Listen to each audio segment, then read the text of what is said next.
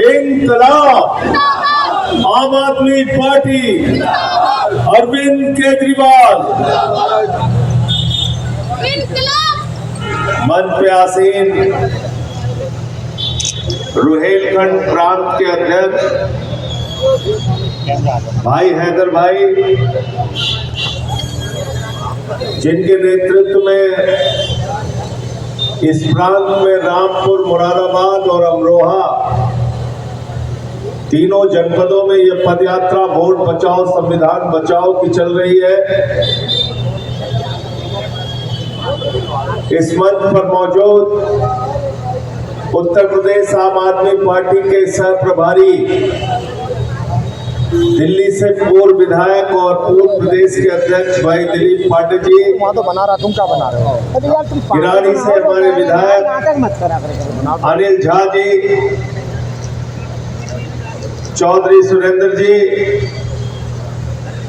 जो 3 बार से दिल्ली के विधायक हैं, यहाँ मंच पर मौजूद हमारे अलग अलग प्रांतों के अध्यक्ष, पश्चिम प्रांत के अध्यक्ष भाई सोमेन ढाका जी,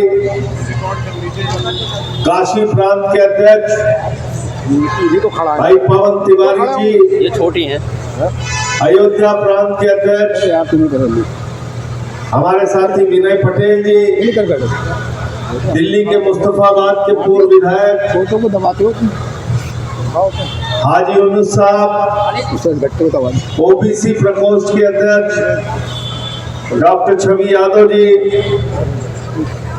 माइनॉरिटी सेल के अध्यक्ष शकील मलिक साहब, जनक प्रसाद जी जो हमारे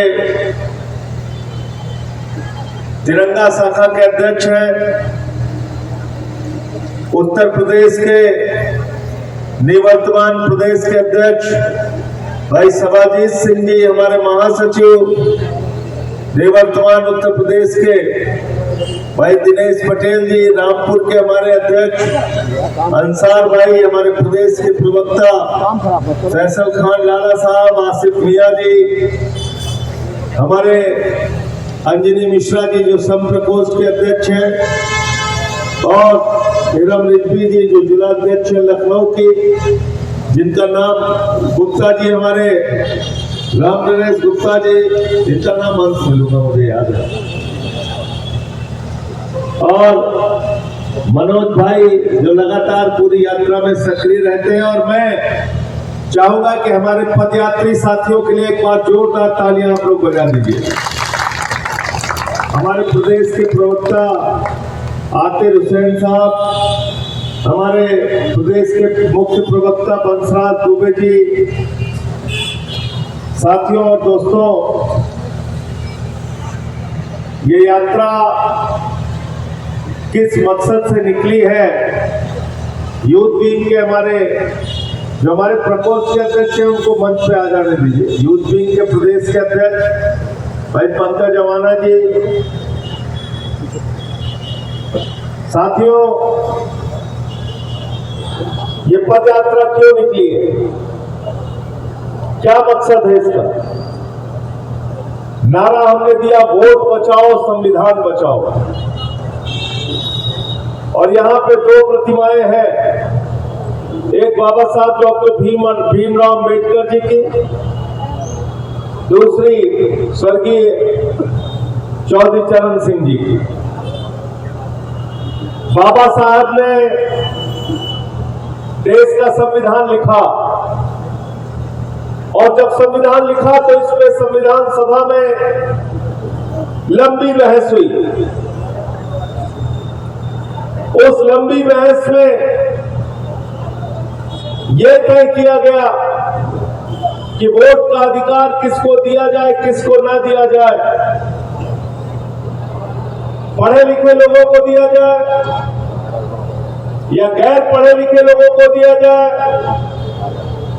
या सिर्फ अमीर लोगों को दिया जाए, या सिर्फ गरीब लोगों को दिया जाए, महिलाओं को दिया जाए कि ना दिया जाए वोट का अधिकार।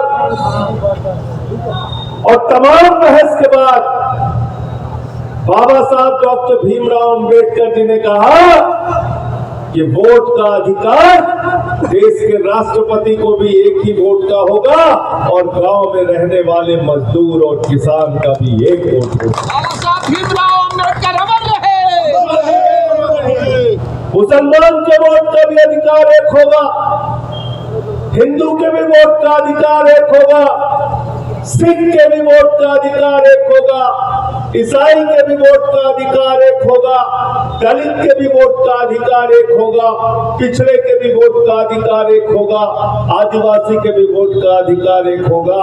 यानी वोट के मामले में हिंदुस्तान का हर आदमी बराबर है और बराबर है। वोट में कोई बड़ा और छोटा नहीं है और वोट में और ये वोट का अधिकार नहीं है।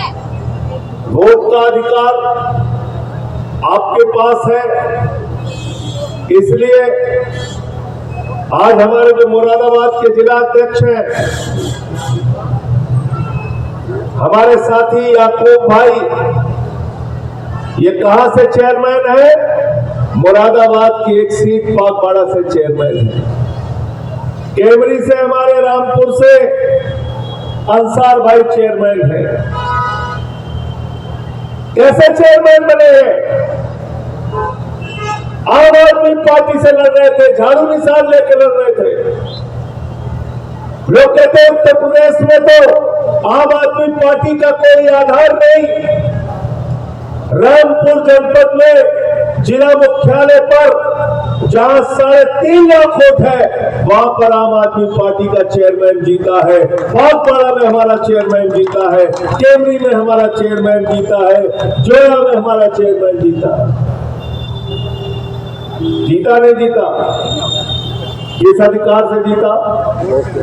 किस अधिकार से जीता?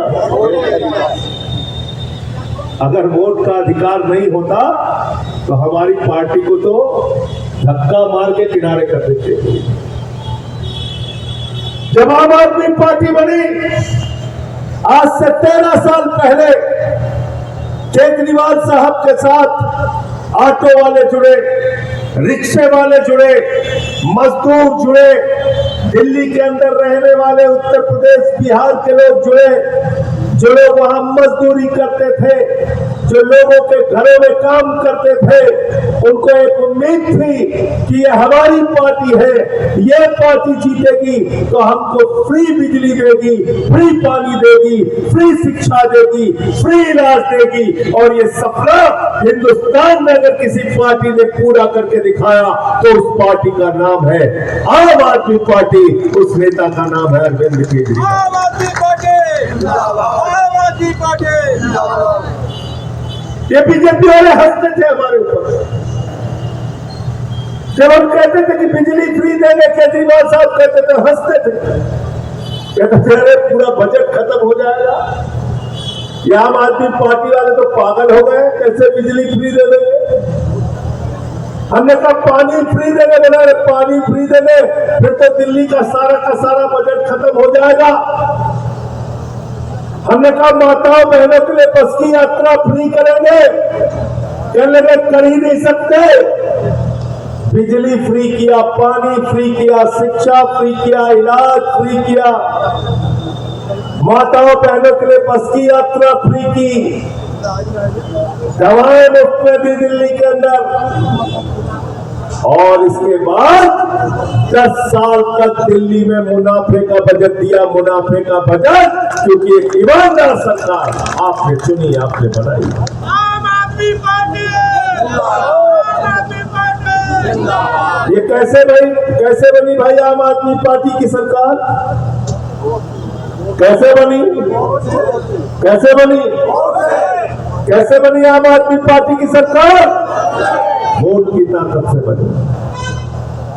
फिर हम पंजाब में गए, 22 सीटें 2017 में आई और 2022 में पंजाब की जनता ने ऐसी झाड़ू चलाई, ऐसी झाड़ू चलाई, ऐसी झाड़ू चलाई, कैप्टन अमरिंदर सिंह का सफाया, बादल साहब चुनाव हार गए, सुखबीर बादल चुनाव हार गए, नवजोत सिंह सिद्धू चुनाव हार गए, बड़े बड़े मजीठिया चुनाव हार गए, बड़े बड़े सूरमा का सफाया जनता ने कर दिया, सफाया।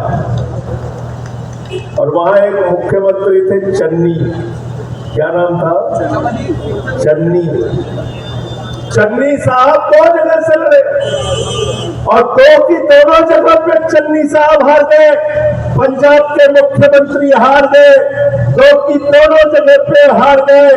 और इतना ही नहीं, एक जगह तो उनको हराने वाला आदमी वो था जो मोबाइल की दुकान पे कर्मचारी था, उसने पंजाब के मुख्यमंत्री को हराया। तो कैसे हराया, कैसे हराया बताओ? वोट की ताकत से। हम गोवा में गए, लोगों ने कहा ये गोवा तो इतनी दूर है, यहां कैसे आ गए? 6.5% वोट मिला, 2 विधायक हमारे जीत गए। हम गुजरात गए, कहने लगे गुजरात कैसे आ गए? तो मोदी जी का गढ़ है, ये तो भाजपाइयों का गढ़ है, यहाँ तुम्हारा क्या काम है?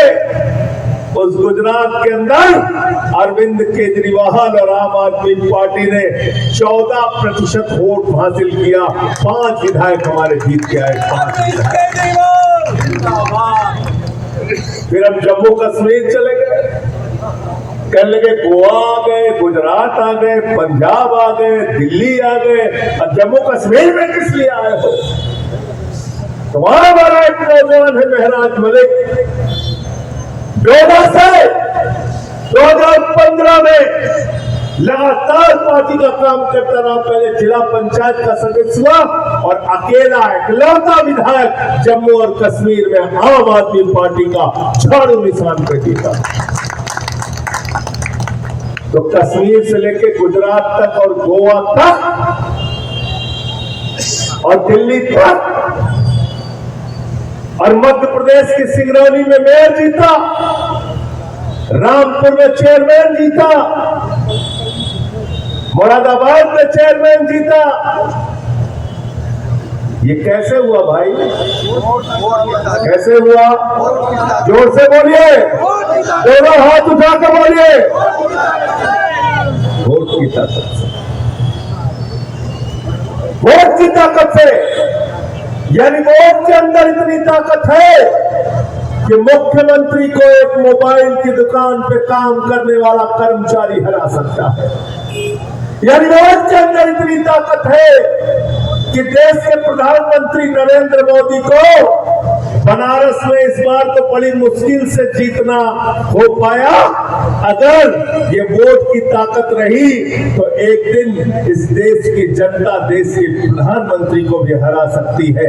वोट की ताकत इतनी बड़ी ताकत है कि मुख्यमंत्री बनने के बाद योगी आदित्यनाथ के संसदीय क्षेत्र में जब उन्होंने इस्तीफा दिया अपनी सांसदी से, तो गोरखपुर में उनकी अपनी संसदीय सीट पर जनता ने गोरखपुर में सांसदी में योगी आदित्यनाथ को हराने का काम किया। बताओ किया कि नहीं किया? किया कि नहीं किया?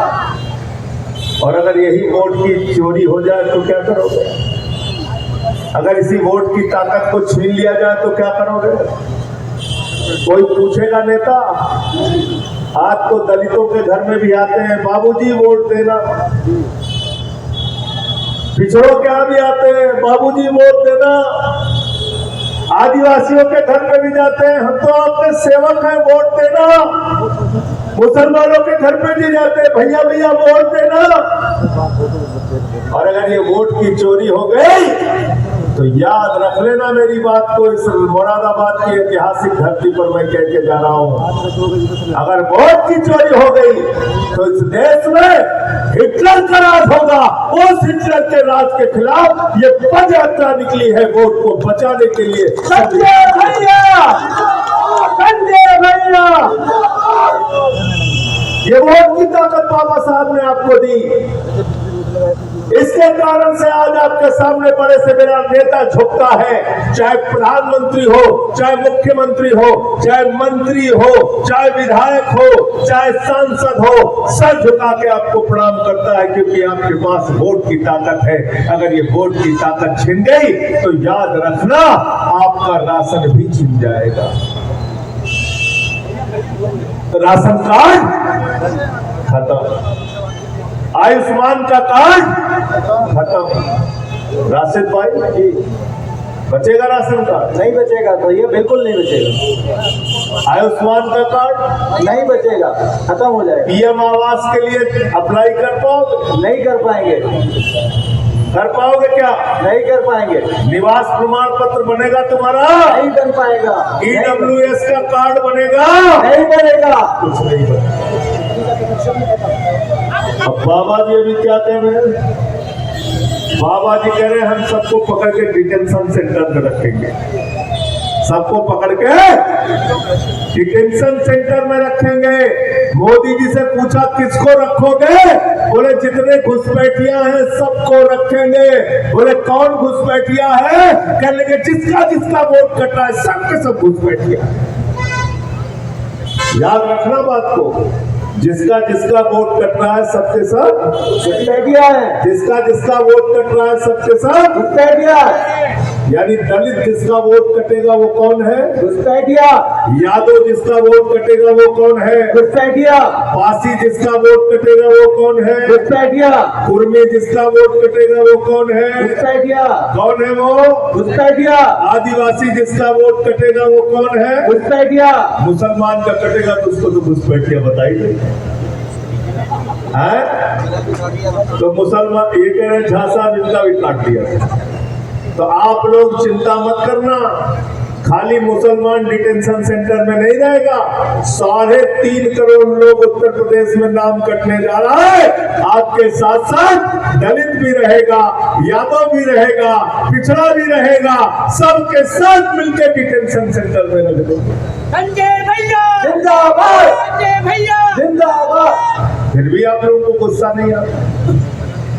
बाबा जी कह रहे हैं हम डिटेंशन सेंटर में रखेंगे, मोदी जी कह रहे हैं हम डिटेंशन सेंटर में रखेंगे, अमित शाह कह रहे हैं हम डिटेंशन सेंटर में रखेंगे। लेकिन ये घुसपैठिया कैसा घुसपैठिया है? जहां चुनाव होता है वहीं जाता है। दिल्ली में चुनाव हुआ, बांग्लादेशी घुसपैठिया आ गया। हरियाणा में चुनाव हुआ, बांग्लादेशी घुसपैठिया आ गया। महाराष्ट्र में चुनाव हुआ, बांग्लादेशी घुसपैठिया आ गया। झारखंड में चुनाव हुआ, बांग्लादेशी घुसपैठिया आ गया। बिहार में चुनाव हुआ, बांग्लादेशी घुसपैठिया आ गया। उत्तर प्रदेश में चुनाव है, बांग्लादेशी घुसपैठिया आ गया। आपको इन लोगों ने मूर्ख बना रखा। इस देश की जनता को ये अनपढ़ समझते हैं, मूर्ख समझते हैं। आपको लूटना है, महंगाई बढ़ाना है, बेरोजगारी देना है, खाद की एक बोरी के लिए लाइन में आपको मारना है, रुपया लूटना है, रुपए का दाम कम करना है, देश को 200 लाख करोड़ रुपए के कर्जे में डुबाना है। आप इन सवालों पे मोदी से सवाल न पूछ सको, इसलिए ये नकली मुद्दे को मुद्दा बनाना चाहते हैं। उसके खिलाफ ये पद यात्रा निकली है, इसलिए इसमें साथ आओ। संजय भैया। संजय भैया।